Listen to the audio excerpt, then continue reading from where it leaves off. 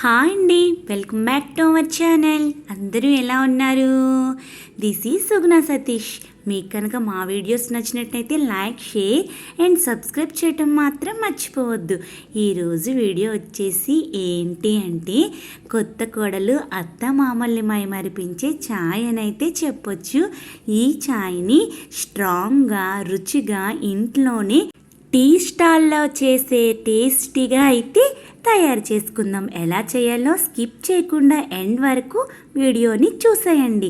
ముందుగా stove on చేసుకొని ఒక చిన్న గిన్నెలోకి పాలనైతే పోసుకొని బాగా మీగడ వచ్చినంత వరకు కాచుకోవాలి. ఇలా కాచుకున్న పాలని పక్కన పెట్టుకోవాలి. నేను ఇక్కడ ఆవు పాలను తీసుకుంటున్నాను. అదే వేరే టీ చేసుకునే గిన్నెలోకి 2 కప్స్ వాటర్ని పోసుకొని బాగా మరిగించుకోవాలి. 2 కప్స్ వాటరు 1 కప్ వాటర్ అయ్యేంత వరకు మరిగించుకోవాలి.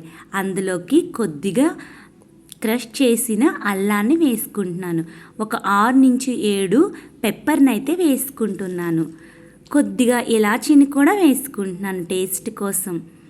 ఈ వర్షాకాలంలో చాయ్ని ఇంట్లోని ఇలా చేసి పెట్టుకోండి. చాలా స్ట్రాంగ్గా ఉంటుంది. మైండ్ కూడా చాలా పీస్ఫుల్గా కూడా ఉంటుంది.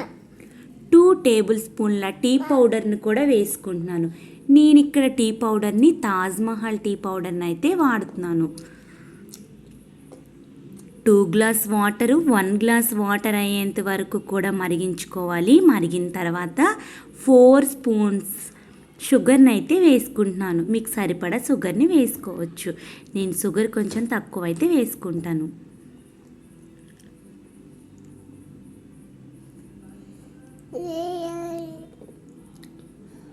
ఇలా బాగా వడపోసుకుంటా మరిగించుకోవాలి. చిక్కగా అవుతుంది. ఇందులోకి కొద్దిగా వేడి పాలని, గోరువెచ్చటి పాలనే వేయాలి. చల్లటి పాలని మరుగుతున్న దానిలో యాడ్ చేయకూడదు. 2 కప్స్ వాటర్కి 2 కప్స్ మిల్క్ అయితే నేను వేసుకుంటున్నాను.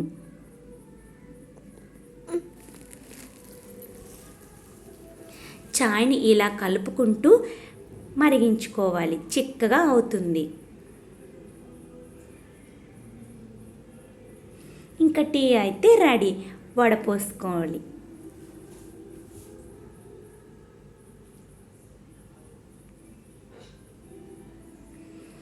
ఈ వర్షాకాలంలో ఈ వేడి వేడి చాయ్ తాగితే టేస్ట్ సూపర్ ఉంటుంది. మైండ్ కూడా చాలా ప్రశాంతంగా ఉంటుందని అయితే చెప్పొచ్చు. చూసారా, టీని చూడగానే మైండ్ ఎంత రిలాక్స్ అయిపోతుందో. ఈ టీ రెసిపీ మీకు నచ్చినట్టయితే లైక్, షేర్ అండ్ మన ఛానల్ని ఎవరైతే సబ్స్క్రైబ్ చేసుకోలేదో please do subscribe. Thank you for watching. Bye.